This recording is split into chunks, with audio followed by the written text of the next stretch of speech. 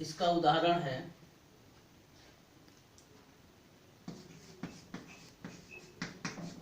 तीन बेर खाती थी वो तीन बेर खाती है।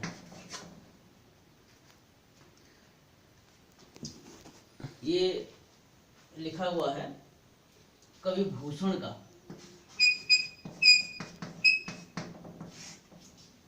वीर रस के कवि थे ये कवि भूषण। उन्होंने शिवाजी का ऐसा आतंक था मुगल रानियों पर, मुगलों पर शिवाजी का ऐसा आतंक था कि उनकी रानियां भी आतंकित थी, मुगलों की शहजादियां और रानियां, और उनकी दुर्दशा को बता रहे हैं कि शिवाजी के आतंक से जो तीन बेर खाती थी, दिन में 3 बार जो लोग खाती थी वे 3 बेर खाती हैं। वो मात्र खा रही हैं 3 छोटे छोटे बेर के फल खा रही हैं। तो यहाँ पर ये बेर का मतलब हो गया बार, 3 बेर का मतलब कि 3 बार, और यहाँ पर 3 बेर का मतलब हो गया 3 बेर, 3 फल, छोटे फल।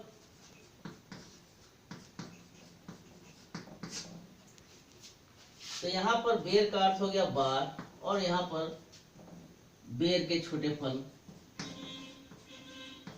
दोनों अलग अलग अर्थ अलग अलग हो गया।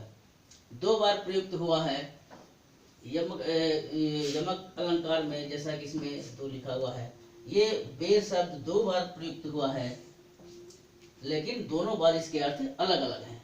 तो जब एक ही शब्द की 2 बार आवृत्ति हो या अधिक बार हो और हर बार अलग अलग अर्थ निकले तो वहां पर यमक अलंकार होता है। एक और उदाहरण है, बहुत ही प्रसिद्ध उदाहरण है, यह भी बहुत ही प्रसिद्ध कविता की पंक्ति है। इसी तरह से एक और प्रसिद्ध कविता की पंक्ति है जो यमक अलंकार के उदाहरण में दी जाती है।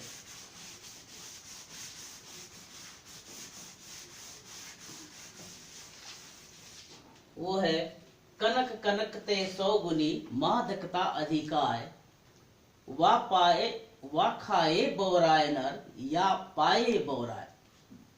कहने का मतलब यह है कनक का एक अर्थ होता है सोना और दूसरा अर्थ होता है धतूरा।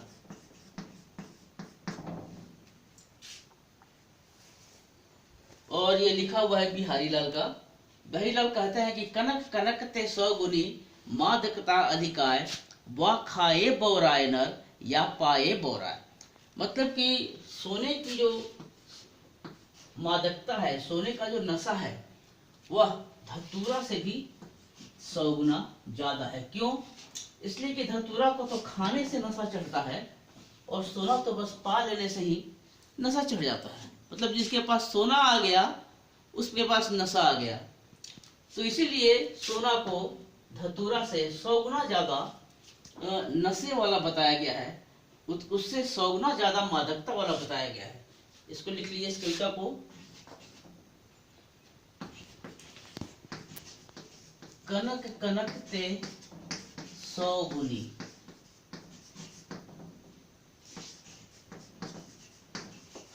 मादकता अधिकाय,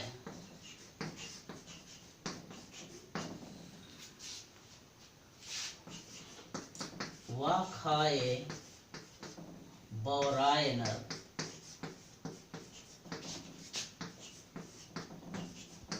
या पाए बौराय।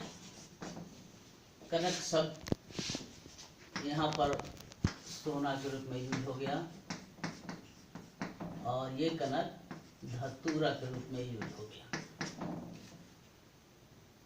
तो ये था यमक अलंकार। जब एक शब्द की आवृत्ति 2 बार हो और दोनों बार उसका अर्थ अलग अलग निकले तो कहा जाता है कि वहां पर यमक अलंकार का प्रयोग हुआ है। इसके लेखक है बिहारी लाल। कविवर बिहारी इसके लेखक हैं। यमक अलंकार हो गया, अनुप्रास अलंकार हुआ, यमक अलंकार हुआ। अब तीसरा भेद है श्रेष्ठ यमक अलंकार। ये दूसरा भेद था। शब्दालंकार का। अब तीसरा भेद है श्लेष। अब हम लोग श्लेष अलंकार की चर्चा करेंगे।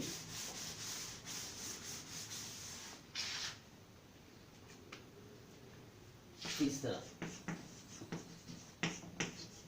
श्लेष अलंकार। श्लेष का अर्थ है चिपका हुआ। जहां काव्य में प्रयुक्त किसी एक शब्द के कई अर्थ निकलते हो, अर्थात एक ही शब्द में कई अर्थ चिपके हुए हों, वहां पर श्लेष अलंकार होता है। इसकी परिभाषा लिखेंगे। जहां काव्य में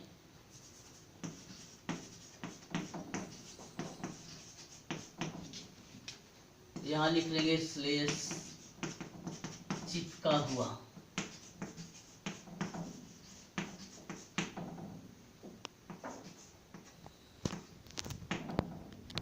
चिपका हुआ। तो जहां काव्य में प्रयुक्त किसी एक शब्द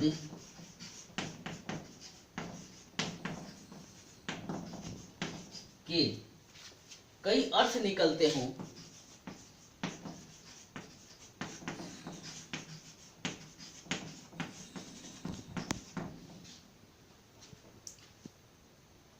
अर्थात एक ही शब्द में कई अर्थ चिपके हुए हों, अर्थात एक ही शब्द में कई अर्थ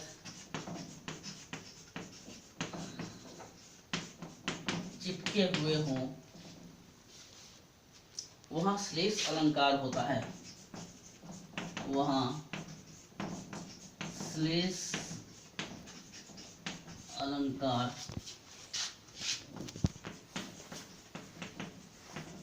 होता है। अब हम इसका उदाहरण देखेंगे।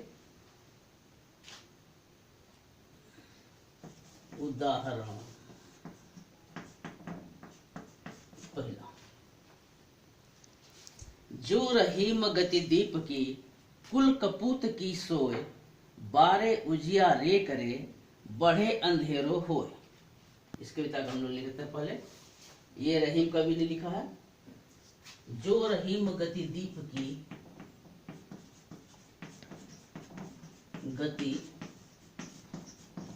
की कुल कपूत की सोए,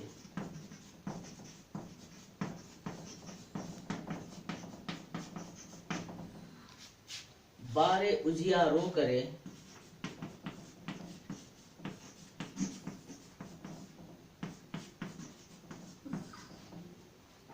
बढ़े अंधेरो होए।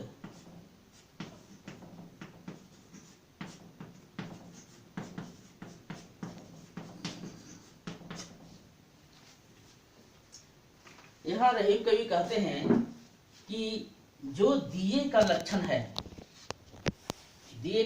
है, वही लक्षण कपूत का भी है। किस प्रकार से?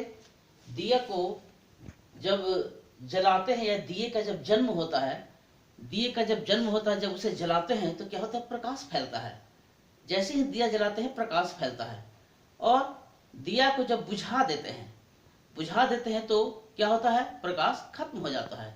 तो बुझाने को बढ़ाना भी बोलते हैं।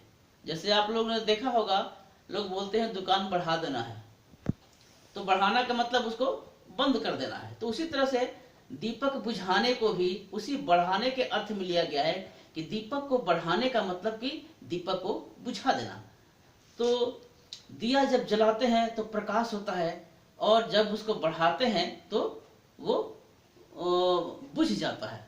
इसी प्रकार से क्या है कि दीपक जो है, घर का जो कपूत है, कपूत क्या होता है? जब जन्म लेता है या छोटा सा रहता है, बारे मतलब छोटा भी होता है, बारे मतलब जैसे जन्म लेना भी होता है। जब बार दिए उसको, जब उसका जन्म हो गया तो उसमें क्या होता है? छोटा रहता है तो खेलते कूदते आदमी सोचता है कि ये जो है सो आगे चल के अच्छा काम करेगा, उसे एक खुशी फैलती है। जब बच्चा छोटा रहता है तो बारे उजियारो करे, जब उसका जन्म होता है तो घर में उजियारा फैलता है, खुशी फैलती है।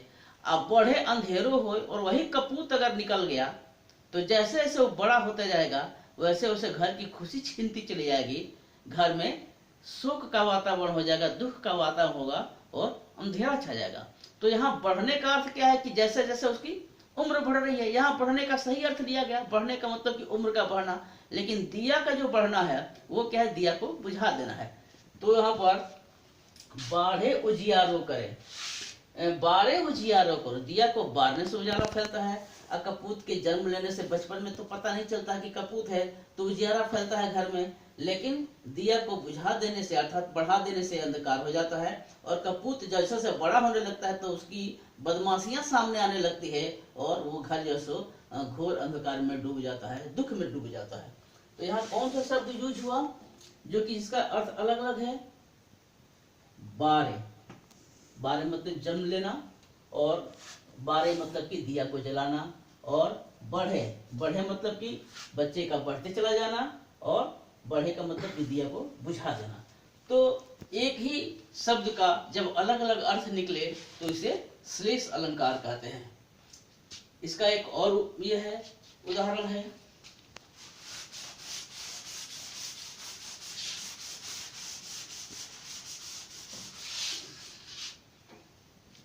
वो उदाहरण है केशव दास ने इसको लिखा है। चरण धरत चिंता करत चितवत चारों ओर, सुबरन को खोजत फिरत कवि व्यभिचारी चोर। चरण धरत चिंता करत चितवत चारों ओर, सुबरन को खोजत फिरत कवि व्यभिचारी चोर। चरण शब्द भी यहाँ पर तीन तरह से यूज हुआ है, इसका तीन अर्थ निकल रहा है। चिंता करत का भी अलग अलग अर्थ निकल रहा है, और चितवत का भी अलग अलग अर्थ निकल रहा है। अलग अलग दृष्टियों से अलग अलग अर्थ है। चरण धरत मतलब कि पैर रखना, क्रमशः पैर रखना, पैर रखना और आगे बढ़ना क्या है। चोर के अर्थ में क्या होगा, चोर धीरे धीरे पैर धरता हुआ आगे बढ़ता है, घर में घुसता है चोरी करने के लिए। कवि क्या है, कवि का चरण, कवि के सेंस में चरण कैसे होगा, जैसे कि कोई गद्य है, काव्य है, किताब है, पहला चरण, दूसरा चरण, मतलब कि एक भाग, दो भाग, तीन भाग। तो इस तरह से कवि के लिए इस तरह से चरण का यूज हो जाता है। तो चरण का यहाँ पर कवि के लिए अलग यूज हो गया और चोर के लिए अलग यूज हो गया। चिंता कर, कवि चिंता करता है, क्या चिंता करता है, सोचता है, सोचता है, मनन करता है, चिंतन करता है, तो वो चिंता उसमें हो गया। और इसमें क्या है, चोर के अर्थ में क्या है, चोर में वो सोचते रहता है क्या होगा, कब कैसे होगा, कहीं पकड़ा तो नहीं जाएंगे, वो हमेशा चिंता में रहता है। वो भी योजना बनाता है, योजना वो भी बनाते, वो भी चिंतन करता है, उसका अलग चिंतन हो गया। अचितवत चारों ओर, चोर देखता है कि कहीं कोई आ तो नहीं जाता है, इसलिए चारों तरफ देखते रहता है। और कवि क्या है, कवि सब तरफ ऑब्जर्वेशन करता है, अवलोकन करता है, वो सब तरफ देखेगा, वहां से अनुभव लेगा, अनुभव लेने के बाद कविता लिखेगा। इस तरह से व्यभिचारी क्या है, और कवि सुबरन को कैसे खोजते हैं, सुबरन को कवि इस तरह से खोजते हैं कि अच्छे अच्छे वर्ण खोजते हैं, अच्छे अच्छे वर्ण को कैसे अपनी कविता में और काव्य में डाला जाए। और चोर क्या खोजता है, ये खोजता है कि सोना कहाँ मिलेगा। यहाँ सुबरन का मतलब हो गया सोना, सुबरन का मतलब ये हो गया वर्ण कवि के सेंस में, और चोर के सेंस में क्या हो गया कि वो सोना खोज रहा है। इसी तरह से व्यभिचारी, व्यभिचारी मतलब कि लंपट आदमी जो व्यभिचार करता है, जिसके मन में व्यभिचार की चिंता चलती रहती है, तो वही चरण धर, तो वही प्रवेश करता है घर में। चिंता करत, वही मन में सोचते रहता है, वो उसकी कामुकता के बारे में वो सोचते रहता है, कुछ भी सोचते रहता है, अनाप शनाप जो भी उसके मन में व्यभिचार का आता है। अचितवत चारों ओर, ताक झांक करना भी उसकी आदत होती है। और सुबरन को खोजत फिरत, सुबरन मतलब कि जहाँ पर स्वर्ण नारियां हैं, उनको उनकी चिंता में वो पगलाया रहता है, उन्हीं की चिंता में लगा रहता है कि कहाँ पर अच्छे अच्छे सूरत की स्त्रियां हम देखने को मिलेंगी, उनके चक्कर में वो रहता है। तो इस तरह से ये तीनों जो है सो सुवर्ण के चक्कर में रहते हैं। ये तीनों सुवर्ण को खोजते रहते हैं। सुवर्ण मतलब कि सोना। चोर जो है सो सोना खोजते रहता है, चोर सोना खोजता है। व्यभिचारी अच्छे सौंदर्य वाली स्त्रियों को खोजती है, और कवि क्या खोजता है? अच्छे वर्ण को खोजता है। तो इस तरह से एक ही शब्द जो यहाँ पर सुवर्ण है,